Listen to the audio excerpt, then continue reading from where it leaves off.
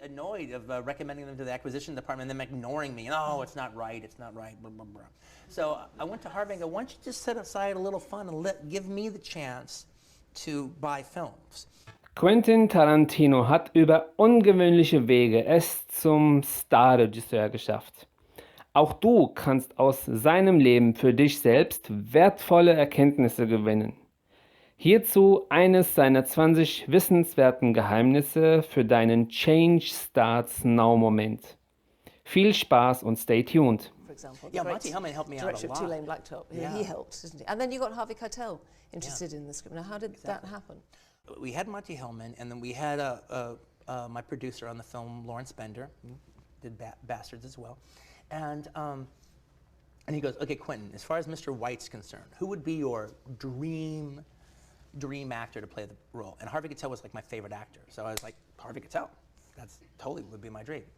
Well, it just so happened that Lawrence didn't know Harvey, but Lawrence was going to an acting class, and his teacher's wife was a student at the actor studio.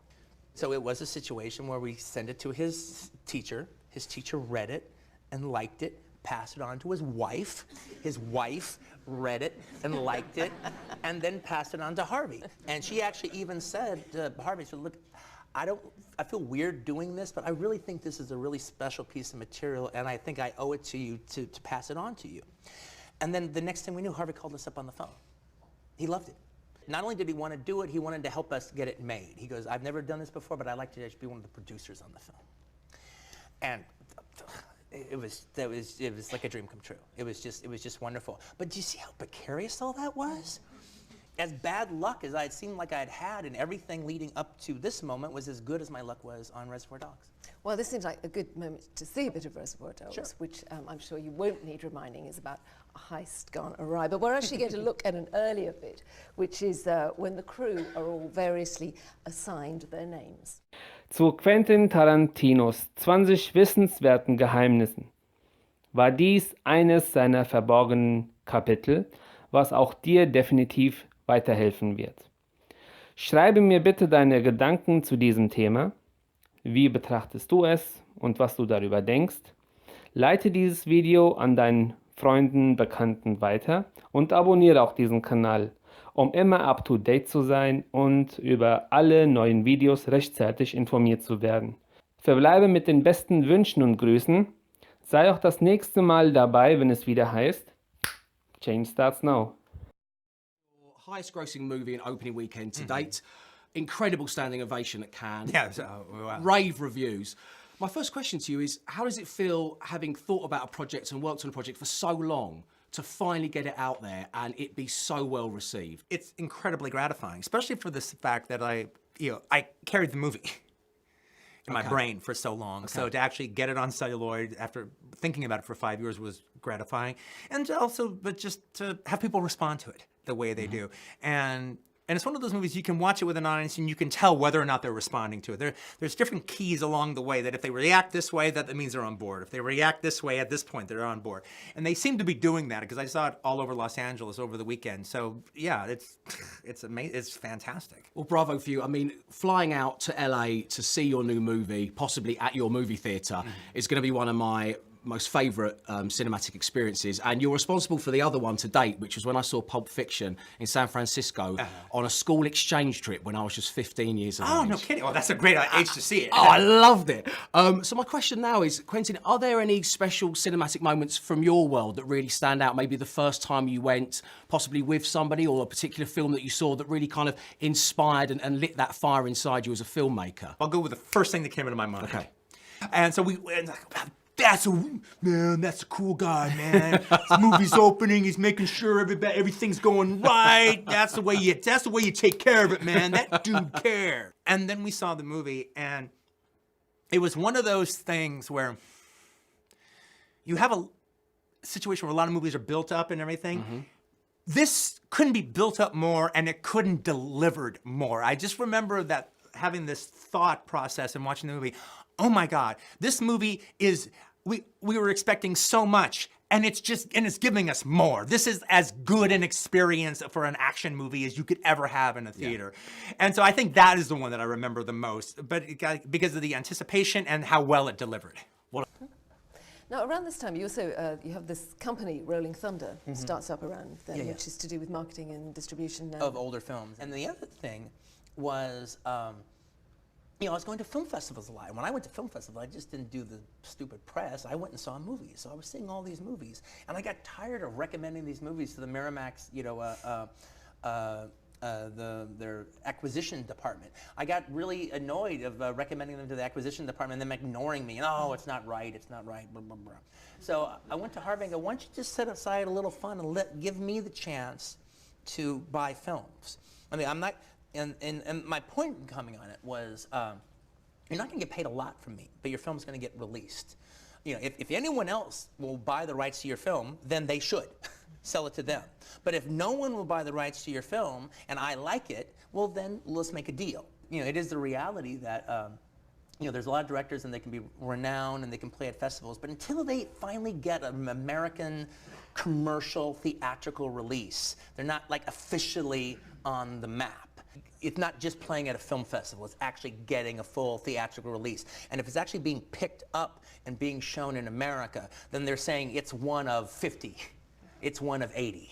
It's not just a good movie, it actually deserves a screen and deserves to have a chance for people paying to see it.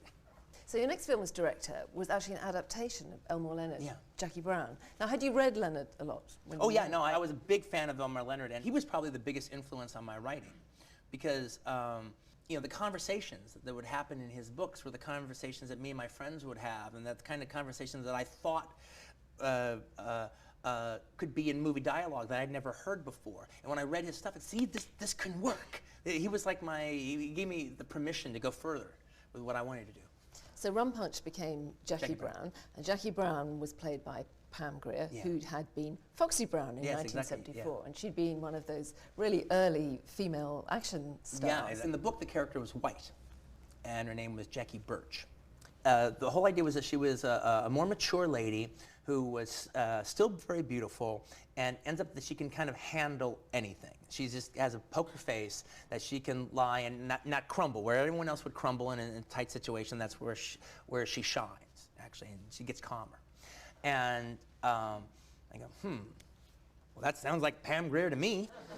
Well, here we're going to see an excerpt where Pam Grier, who is playing Jackie Brown, the flight attendant, with a bit of a sideline, doesn't she have, where she's discussing here with the gun dealer, Ordell Robbie, played by Samuel L. Jackson, how to smuggle in $500,000 into the United States. One of the things about Jackie Brown was that actually, although the narrative was in some ways more linear than your previous stuff, you tell one incident from several different perspectives. Yeah. I just thought that that would be the way to tell the story, was to just follow one person all the way through and then go back again and follow another person all the way through and then go back again and follow the other person all the way through. It's just exactly the way it hit me as I was reading it to do it. And you gave them all the characters had different soundtracks as well, which converge at one point. Well, they have their different soundtracks, and also every character kind of had their own drink that they drank in that, all right? Ordell always drank screwdrivers, orange juice and vodka. Jackie Brown always drank white wine. And Lewis and Melanie smoke pot. That's the case. Now, next then we get to the fourth film by Quentin Tarantino, as it says in the title of it, which is Kill Bill Volumes 1 and 2. Now, you and Uma Thurman cooked this up between you, didn't you, the idea, when you were making Pulp Fiction? Yeah. The idea was doing a revenge movie. The idea was doing a kind of a 70s style. This is before it became a martial arts thing. That happened later. But earlier on, it was like a badass chick revenge movie with Uma Thurman gets like screwed up by this guy named Bill, and she's going and kill all of his lieutenants and then gets Bill at the end.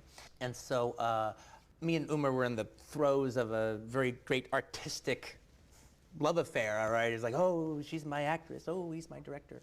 And it was very lovely. And so I came up with that. I told her about the idea, and then you know, on the set, or we go out for drinks afterwards, and we talk a little bit more about it, and she'd get a little more excited, and then she started adding a couple of things, and one of the things that she added was, she goes, Quentin, you said that, so it starts off with Bill shooting her, right? Because I always had that idea of, shot in the head at the very beginning. She's laying on the floor, and then she goes, what if the camera like moves back from her close-up of her face, and she's been shot in the head, and the camera moves back from her face, and you see she's in a bridal gown. And that was the day the bride was born. And probably the bride is possibly a cinema heroine who suffers more than almost any other heroine we can think of on screen. She just goes through more and more. It's almost like a religious experience. Yeah, no, she goes through hell. I mean, yeah, it's maybe Jesus in the Passion of Christ goes a little worse than her, but only a little bit. Well, let's see the moment when she finally, this is obviously from Kill Bill 2, when she finally catches up with Bill. And this is the whole kind of idea of confrontation and cold revenge. And Bill is played by another actor whose career was hibernating, shall we say, Yes, exactly, until you came along.